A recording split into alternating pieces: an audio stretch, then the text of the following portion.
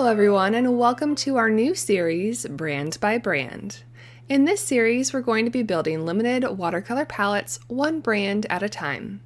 In my Skillshare class, How to Set Up a Custom Watercolor Palette, I share my basic palette recipe that I start with when setting up just about any new palette.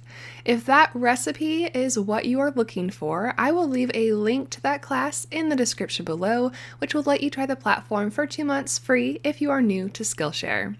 However, this series is going to diverge and expand on that basic palette recipe, allowing me to feature unique colors specific to each brand that we look at. The goal is to introduce you to a functional 12-color palette from each brand while putting an emphasis on some special colors that you might not find elsewhere. Building off of last week's Top 10 Watercolor Brands video, I will try and highlight each brand's strengths while avoiding their weaknesses.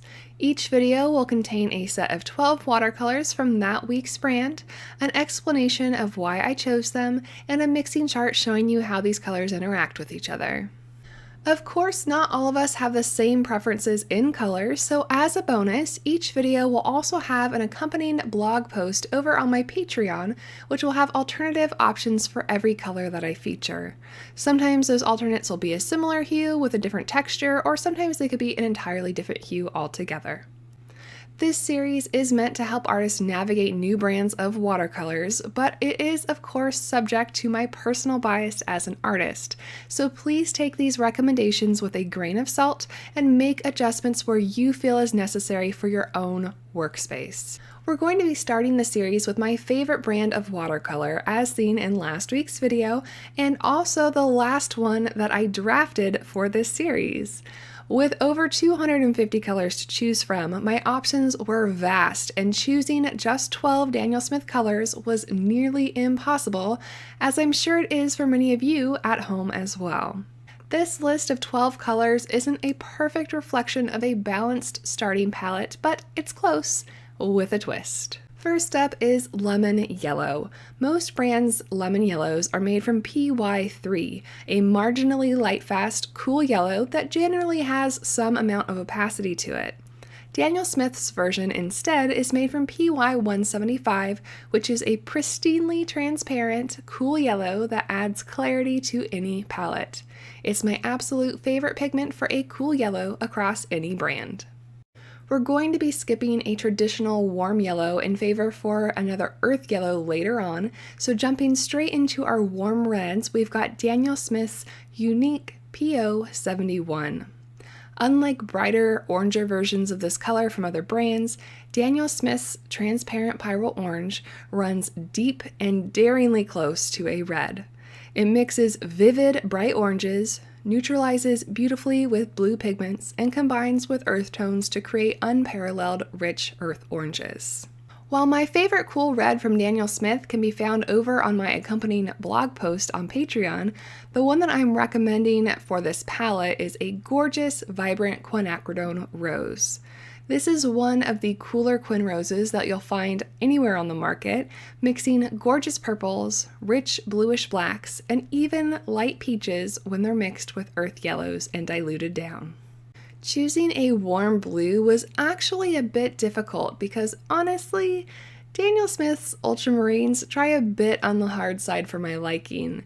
However, since I don't use cobalts when I can avoid them, I am still going to recommend their French Ultramarine. While it's difficult to re-wet, I still love the hue and it mixes beautiful granulating purples and teals.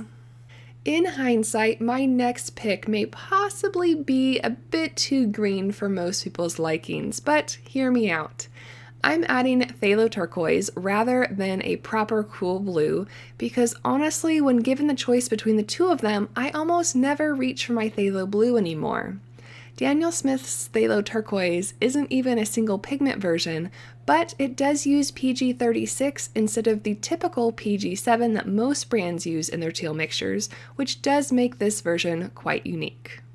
Next up is a color that I honestly don't use super often due to its expense, but it is stunning and very much unique to Daniel Smith, so it warrants a mention here in this video. Sleeping Beauty Turquoise Genuine is an alternative to the more controversial cobalt teal. It granulates heavily, particularly splitting in mixes with reds and browns to create weathered and patina-like patterns. Transitioning into our greens, we're going to encounter a rare occurrence where I offer you a convenience green over a single pigment variety. As you all know, Daniel Smith's SAP Green is my absolute favorite mixed green, and of course I had to include it on this list. Whether using it on its own or mixing it with reds to create unique brown shades, this is a beautiful color to have at your fingertips. Nipping at the heels of their SAP Green is my beloved quinacridone Gold. Of course, the original version is no longer available, but Daniel Smith's new hue still does a pretty great job mimicking the fabled PO49. It adds a warm glow to any mixture, creating golden oranges, deep, rich greens, and lovely earth tones.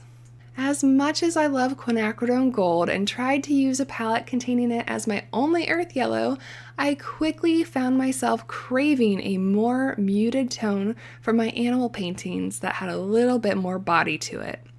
As one of the most transparent yellow ochres on the market, I cannot recommend that you pass on Daniel Smith's version if you are an animal, portrait, or urban painter. Also unique to Daniel Smith is their soft pinkish burnt sienna. I think that in most cases, the first burnt sienna that you're introduced to greatly forms your preference for which type of burnt sienna you like. It certainly was for me, and I love Daniel Smith's version. It makes the most stunning grays and soft earth tones with delicate granulation, and it dilutes down on its own to form a soft, natural pink, perfect for the inside of animal ears. The usual pick for my next slot would be a burnt umber, of which Daniel Smith has a gorgeous version of as well. However, to highlight their unique color choices, I have to put forward their Pieman Genuine. It's a raw umber violet light color with gorgeous granulation and depth. It mixes stunningly deep granulating reds and a wide array of colorful grays. The final slot was a difficult one for a well-rounded palette. There are already so many granulating colors in this lineup that if you want a dark, solid gray or neutral tint, there are perfect options for you in Daniel Smith's line.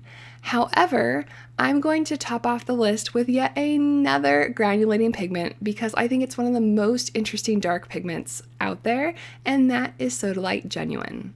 This blue-gray is packed with granulation and makes stunning mixes with just about any color it comes in contact with. When used together, this limited palette provides earthy yet vibrant mixes, utilizing a ton of texture and character along the way.